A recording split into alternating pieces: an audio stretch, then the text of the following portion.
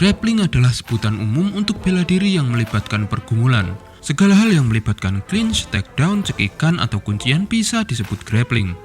Bentuk-bentuknya antara lain seperti wrestling atau gulat, jiu-jitsu, judo, sambo yang bukan polisi, dan lain sejenisnya. Kemenangan Aljamain Sterling dan abang saya Islam Makhachev di UFC 280 kemarin, juga kelas welter yang saat ini diserbu para wrestler, menunjukkan disiplin gulat masih superior. Di video ini saya mencoba memilih 10 grappler underrated favorit saya saat ini, yang saya pikir layak untuk mendapat perhatian lebih, yang memiliki potensi ke depannya. Mari. 10. Tatsuro Taira. Petarung baru tak terkalahkan dari Jepang muncul di UFC. Tatsuro Taira lahir pada 27 Januari tahun 2000 atau sekarang masih 22 tahun. Menjadi salah satu fighter termuda dalam daftar petarung UFC saat ini. Rekornya 12 kemenangan tanpa tersentuh kekalahan dengan 6 kemenangan submission dan 3 kemenangan KO. Taira bertanding di kelas terbang dan sudah menyelesaikan 2 pertandingan di UFC. Saat ini dia mungkin kurang dikenal oleh sebagian besar fans, tetapi fighter Gen Z itu berharap bisa mengubah semua itu. Lahir di negara asal Jujutsu itu sendiri, yang pasti grappling Tatsuro tidak bisa diremehkan. Takedown, kontrol, transisi, dan submisinya semuanya terlihat bagus. Dan menurut saya, ia seharusnya memiliki potensi untuk berbicara lebih di UFC. I want to eat hamburger. 9. Sergey Spivak. Cara bertarung Spivak mengingatkan saya pada Cain Velasquez dan Khabib. BTW, Cain Velasquez sudah bebas bersyarat, guys. Kalau dengan Khabib, mereka memang memiliki dasar bela diri yang sama, sambo. Caranya mengontrol lawan dengan ground and pound-nya sangat mengerikan, dikombinasikan dengan kekuatan seorang kelas berat, yang tak jarang membuat lawannya berdarah-darah. Sergey memulai debut UFC-nya pada usia 23 tahun sebagai pengganti untuk Alexei Oleinik. Yang sayangnya ia langsung merasakan pahitnya kekalahan pertama di tangan Walt Harris. Sekarang dia sudah 27 tahun dengan 6 kemenangan dan 3 kekalahan di UFC saja. Tahun ini saja Spivak telah bertarung 2 kali dan menang TKO atas Greg Hardy dan Augusto Sakai. Derek Lewis harusnya menjadi lawan ketiganya tahun ini sebagai main event UFC Vegas 65. Yang sayangnya batal terlaksana karena Lewis terpaksa mundur karena alasan medis. 8. Paul Craig. Menurutku Paul Craig memiliki gaya grappling yang paling menarik di antara seluruh grappler UFC saat ini. Paul Craig memiliki striking yang terus berkembang, namun ia memiliki BJJ kelas atas. Spesialisasinya justru saat ia berada di bawah, dengan kuncian triangle menjadi andalannya. Tercatat 4 dari 6 kemenangan submissionnya di UFC berasal dari triangle choke, 2 lagi dari armbar dan rear naked choke. Seberapa elit grapplingnya? Saat ini Paul memiliki 16 kemenangan, semuanya berakhir dengan penyelesaian. Dengan 13 diantaranya ia dapatkan dengan submission.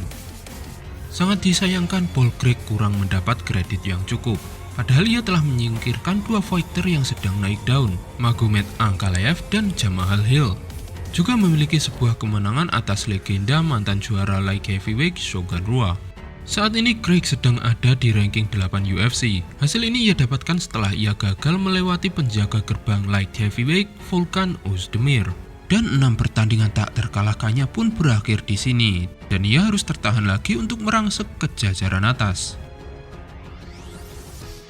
7. Muhammad Mokaev. Memiliki umur dan bertarung di kelas yang sama dengan Tatsuro Taira, Muhammad Mokaev sedikit mendapat perhatian yang lebih baik dari Tatsuro. Keberuntungan yang ia dapatkan karena berasal dari Inggris, yang memiliki atmosfer MMA yang cukup besar. Meski berkebangsaan Inggris, Mokaev lahir di Buynaksk, Dagestan, dan memiliki orang tua dari sana. Dengan itu, gulat seperti sudah menjadi takdir baginya. Baru memulai perjalanan profesionalnya di tahun 2020, 2 tahun kemudian ia sudah menorehkan 10 pertandingan profesional dengan rincian 4 kemenangan submission dan 2 TKO. Di UFC sendiri ia telah 3 kali bertarung, dan jalan untuk memenuhi keinginannya untuk merusak rekor Jon Jones sebagai juara termuda UFC semakin dekat setelah ia mendapatkan posisi ke-14 di ranking UFC Flyweight. Tapi masalahnya hanya tersisa 1 tahun lagi dengan Jones yang menjadi juara di usia 23 tahun. Menurut kalian apakah ia bisa? 6. Erin Blanchfield. Erin Blanchfield sangat-sangat underrated, sampai-sampai dia mendapatkan sorakan bu di kota asalnya sendiri. Ini terjadi pada UFC 281 kemarin ketika ia dihadapkan dengan Molly McCann yang sedang dalam hype yang besar. Di pertandingan ini Erin mengalahkan Molly dengan mudah dan menghentikan hype train Molly dengan BJJ-nya yang cantik. Erin men-takedown Molly, mengunci kedua tangannya sembari terus memukulinya. Lalu diselesaikan dengan kimura, semuanya hanya dalam 1 ronde.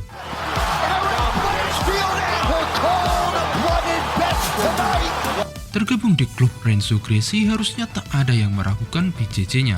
Dengan kemenangan tersebut, wanita berusia 23 tahun ini telah mencatatkan 10 kemenangan dalam karirnya. Di UFC sendiri, ia masih tak terkalahkan dengan 4 kemenangan beruntun atas Sarah Alpar, Miranda Maverick, JJ Aldrich, dan Molly McCann. Nama-nama yang sebenarnya cukup diperhitungkan.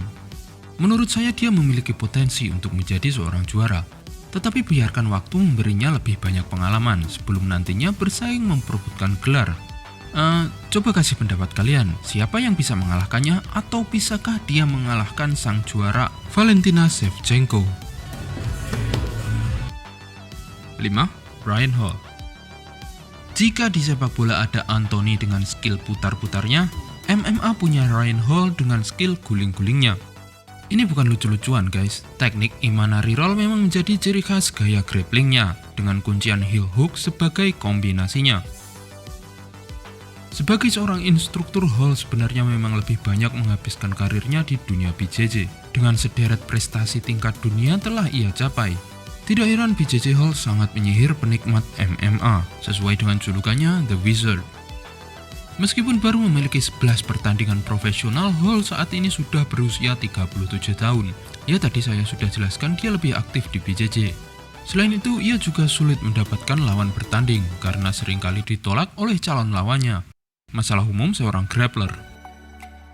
Mungkin dengan umurnya sekarang dan kelas ia bertanding di featherweight yang membutuhkan kecepatan, sulit baginya untuk bersaing untuk gelar juara. Tapi siapa tahu ya kan? Yang pasti Ryan Hall sangat rekomendasi untuk kalian yang sulit menikmati grappling. 4. Gerald Meerschaert. Mungkin highlight yang paling kalian ingat dari Meerschaert adalah kekalahan 20 detiknya atas Khamzat ini. Oke, bisa dimengerti. Meskipun kurang dikenal, sebenarnya Meerschaert adalah fighter yang sangat berpengalaman. Dan di tahun ini ia telah menggenapkan 50 pertandingan profesionalnya. Fighter yang pernah belajar taekwondo ketika kecil ini justru menjelma menjadi master BJJ di karir MMA-nya. GM3 bertarung di kelas menengah UFC dan saat ini memegang rekor kemenangan submission terbanyak di kelas menengah dengan 9 submission. Juga memegang presentase submission per kemenangan tertinggi dalam sejarah UFC dengan 9 submission dari 10 kemenangan atau 90%. Dihitung minimal 10 kemenangan.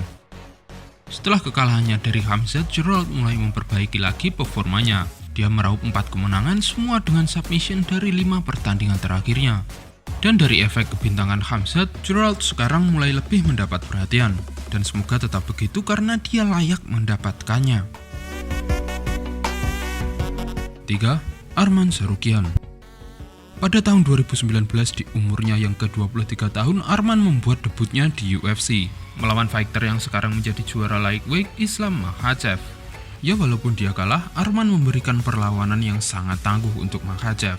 Bahkan setelah Islam menumbangkan fighter top dan juara dengan mudah, Arman tercatat masih menjadi lawan paling merepotkan untuk Makhachev. Setelah kekalahan debutnya, Tsarukyan terus menunjukkan ketajaman grapplingnya. Dan dengan kemenangannya atas Damir Ismagulov kemarin, ia telah mengemas 6 kemenangan berbanding 1 kekalahan. 1 kekalahannya atas Mateusz Gamrot pun bukan kekalahan telak, di mana kedua wrestler ini saling berebut untuk mendapatkan kontrol atas satu sama lain. Duel scramble yang sangat seru. Dengan kemenangan mutlaknya atas Ismagulov, Tsarukyan yakin ia berhak menantang fighter top 5. Menurut saya juga begitu. Oliveira dan Darius adalah 2 nama yang ia pilih. Melalui press conference sebelum pertandingan, ia juga masih percaya bahwa ia adalah orang yang bisa menjegal Islam dari puncak lightweight. Kasih pendapat kalian tentang ini. I know one guy who can beat him. It's me. And that's it. kedua, Grant Dawson. Grant Dawson adalah fighter asal Cambria, Wisconsin dengan dasar gulat yang sangat baik. Dawson telah bersama dengan Glory MMA asuhan James Kruse sejak 0 pertandingan profesional. Namun tahun lalu ia memutuskan berpisah dengan James Kruse setelah 19 pertandingan terlewati dan bergabung dengan ATT. Tak ada angin tak ada hujan, baru-baru ini terkuak skandal taruhan yang dilakukan James Kruse dan fighternya. Para petarung yang bersangkutan dengan James Kruse pun dilarang bertarung di UFC. Dan status James Kruse sebagai pelatih harus ditangguhkan. Kruse diduga sengaja memasang taruhan pada petarung lawan karena tahu kondisi fighternya tidak akan bisa melewati satu ronde. Dugaannya seperti itu, saat ini pun investigasi masih berjalan. Beruntunglah Dawson, walaupun berat baginya untuk berpisah karena Glory MMA adalah tempat ia berkembang. Tapi akan sangat disayangkan jika Dawson harus ikut dilarang tampil. Dia adalah fighter yang memiliki potensi besar. Rekornya saat ini 19 kemenangan berbanding 1 kekalahan dan 1 imbang, dengan kemenangan submission sebanyak 13 dan 4 kemenangan TKO.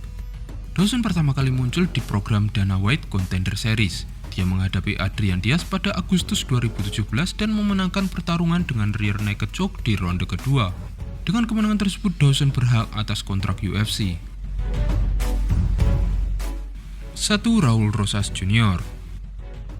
Dengan suksesnya debutnya di UFC 282 yang dan main eventnya mengundang kontroversi, Raul Rosas Jr. resmi menjadi debutan termuda dalam sejarah UFC, yang artinya saya resmi bisa memasukkannya dalam daftar ini. Di usia 18 tahun lebih 63 hari, Rosas resmi menjadi fighter termuda yang berkompetisi di UFC saat ia menghadapi Jay Perrin. Rekor sebelumnya dipegang oleh Dan Lauzon di usia 18 tahun lebih 198 hari saat ia bertanding di UFC 64 pada 14 Oktober 2006. Setelah penampilan memukaminya di Dana White Contender Series, Rosas menjadi sensasi karena menjadi orang termuda yang mendapatkan kontrak UFC. Rosas datang ke UFC dengan membawa 6 kemenangan profesional dengan 4 finishes di ronde pertama. Ya, sensasi yang ia bawa bukan hanya usianya yang masih sangat muda. Dia juga membuktikan talentanya dengan secara dominan memenangkan debutnya di ronde pertama. Dan berdasarkan pengamatan saya, penampilan dominan lainnya akan datang. Maksud saya, siapa lagi grappler dengan kemampuan penyelesaian di ronde pertama? Khamzat? Akankah dia sehebat Khamzat? Nah, itu saja untuk hari ini. Coba komen siapa grappler favorit kalian dan siapa yang bisa menjadi juara selanjutnya. Oke, kita bertemu di video selanjutnya. Sampai jumpa.